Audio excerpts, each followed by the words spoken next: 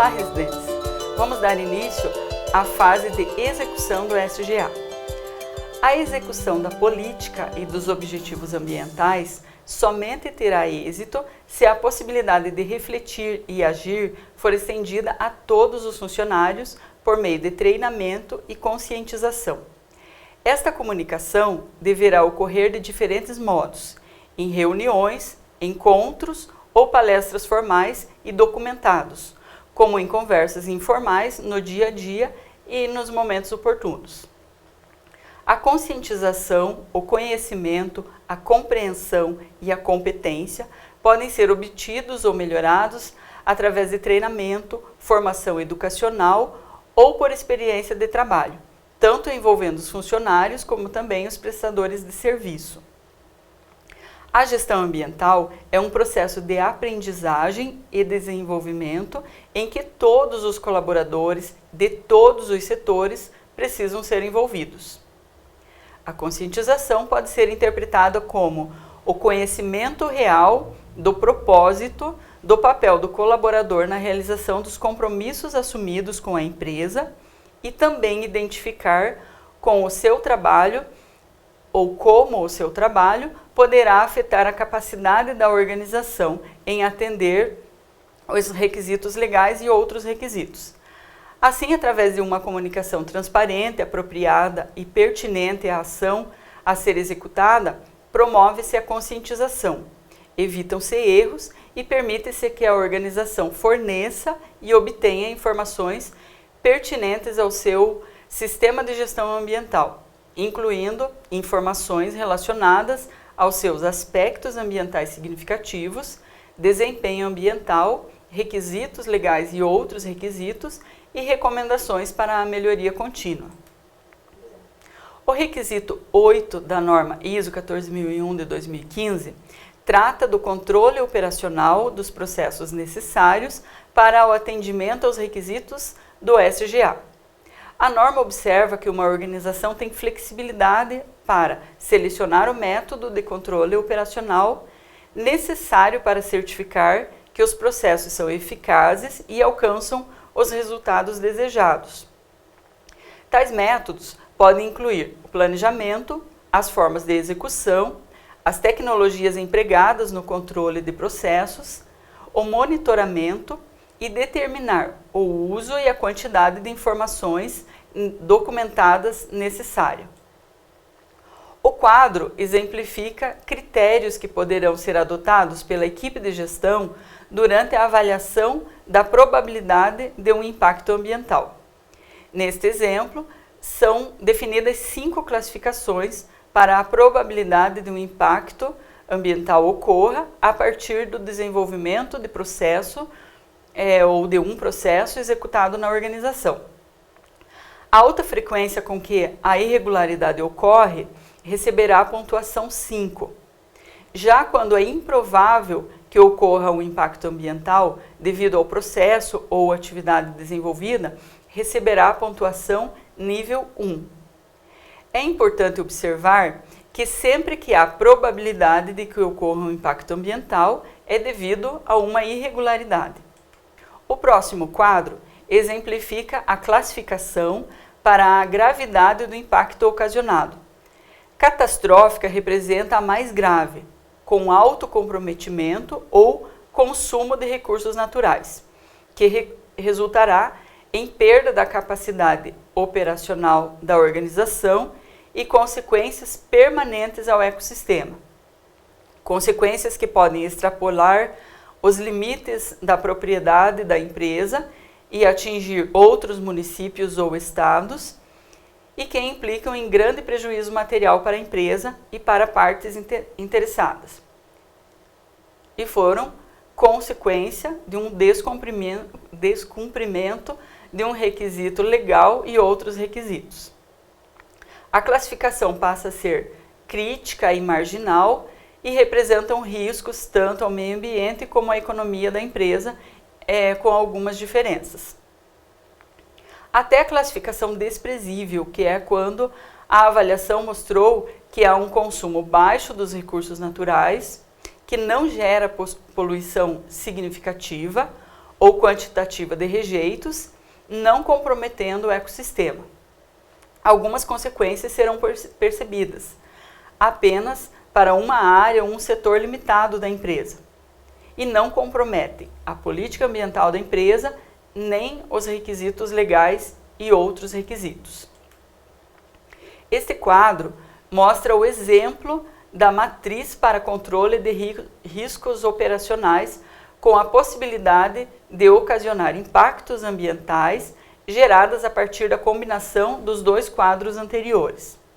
A partir da pontuação levantada no quadro, como a combinação de uma alta frequência de irregularidades e a gravidade dos impactos gerados, a pontuação obtida será 20, e assim sucessivamente, para cada combinação possível, a uma pontuação correspondente. Esta pontuação poderá ser interpretada a partir das informações contidas no quadro com a interpretação do risco operacional evidenciado para ocasionar impactos ambientais. Quando a pontuação encontrada é 1, significa uma condição que pode ser desprezada, ou seja, não oferece risco ao meio ambiente, mostrado no quadro pela cor verde. Entre 2 e 3, representado pela cor azul, significa que a ocorrência não causa dano significativo ao meio ambiente e não comprometerá o SGA da empresa. A consequência poderá ser a reclamação das partes interessadas.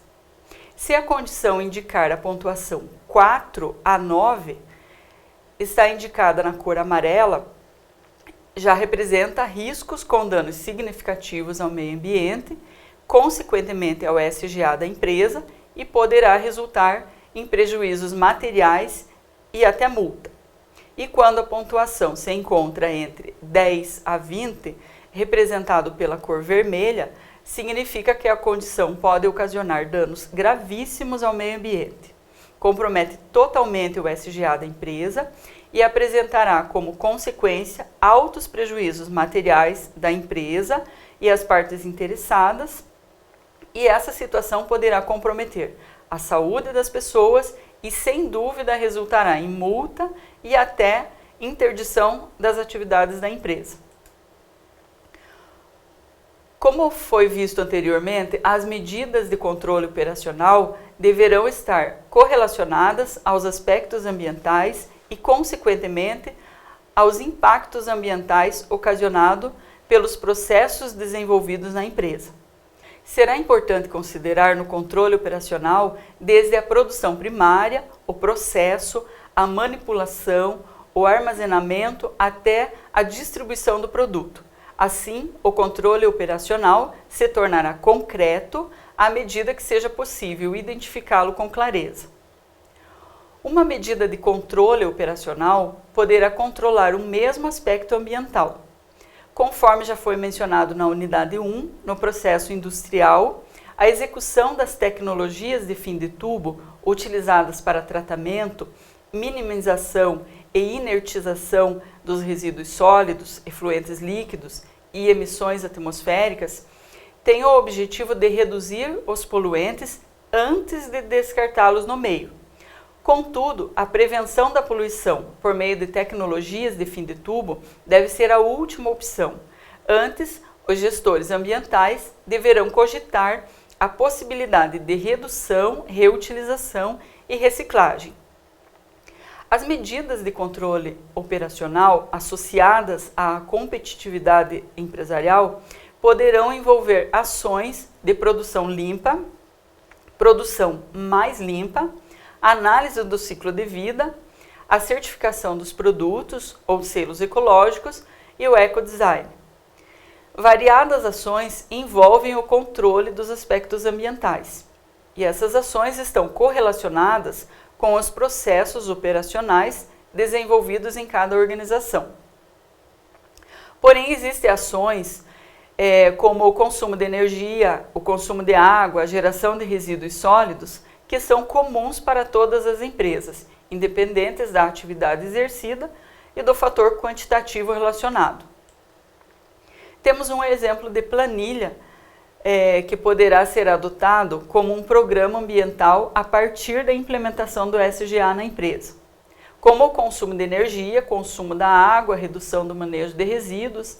Existem outras metas que poderão ser contempladas em uma planilha para o plano de metas a serem atingidas pela empresa através do SGA, como a aquisição de insumo que cause menos degradação ambiental, o controle e minimização dos poluentes atmosféricos, o controle e minimização de efluentes, treinamento, a conscientização ambiental, entre outros, de acordo com as especificações da organização. Muitas organizações ainda associam as melhorias objetivadas em seus processos com a necessidade de novas tecnologias. Porém, a implementação de um programa de produção mais limpa, por exemplo, no desenvolvimento do SGA, contribui com a redução da poluição gerada na empresa apenas por meio de práticas operacionais e mudanças simples nos processos. Um exemplo típico que pode ser adotado em qualquer empresa é o padrão de cores para a coleta seletiva dos resíduos sólidos. A resolução CONAMA número 275 de 2001 estabelece o código de cores para diferentes tipos de resíduos a serem adotados na identificação de coletores e transportadores, bem como nas campanhas informativas para a coleta seletiva. Embora, como já citado anteriormente, a geração de resíduos sólidos deverá ser prevenida ou minimizada ao máximo possível. Porém, as metas estabelecidas no SGA da empresa deverão prever que, por menor que seja a geração de resíduos, eles deverão ter como destinação prioritária a reutilização, ou seja, reprocesso, depois a reciclagem. Assim, quando um resíduo não possa ser mais reutilizado ou reciclado, deverá ser tratado ou disposto em local adequado, previsto na legislação e orientados pelas normas ISO 10004, 10005, 10006 e 10007 sobre resíduos sólidos e também pelas normas ISO 12808 e 13.853/1 sobre resíduos de serviços de saúde, perfurantes ou cortantes. Conforme a orientação do requisito 7.4.2 da norma ISO 14001 de 2015, a organização deverá comunicar internamente as informações pertinentes ao SGA entre os diversos níveis e funções da organização e assegurar que esse processo de comunicação possibilite que qualquer pessoa realize o trabalho. Assim, seguindo o exemplo da coleta seletiva, todos os funcionários da empresa deverão ser treinados na realização da coleta. É de responsabilidade do supervisor de cada serviço ou setor garantir que sua equipe realize a coleta adequadamente. Todo controle operacional do SGA deverá ser documentado através de planilhas, formulários ou manuais que permitam a identificação clara e objetiva das informações. O desenvolvimento do SGA exige que a documentação pertinente esteja disponível e atualizada. Durante a implementação do SGA, é comum que as empresas acumulem documentos e muitas vezes, por falta de organização, podem acontecer que informações necessárias não estejam acessíveis, ocasionando problemas operacionais e ou administrativos. Deste modo, é imprescindível que a organização assegure o controle de documentos. Atualmente, muitos recursos estão disponíveis, possibilitando a eficiência do processo de controle da documentação, entre os quais a utilização de sistemas de controle de documentação via internet, correio eletrônico, utilização de redes tipo intranet ou simples planilhas de controle, mas podem ser bastante eficazes, como mostrada no slide. Além do controle operacional com ações para prevenir ou mitigar os impactos ambientais, a norma 14001 de 2015 orienta que a equipe do SGA planeje seus processos de preparação e resposta de emergências. No requisito 8.2, a norma diz que convém que a organização considere os métodos mais apropriados para responder a uma situação de emergência, que envolvam testes periódicos de ações planejadas para a resposta de emergência, treinamento da equipe de resposta à emergência, uma lista dos principais membros da equipe e agência de socorro, incluindo detalhes de contato, por exemplo, bombeiros, serviço de limpeza, derramamento, entre outros.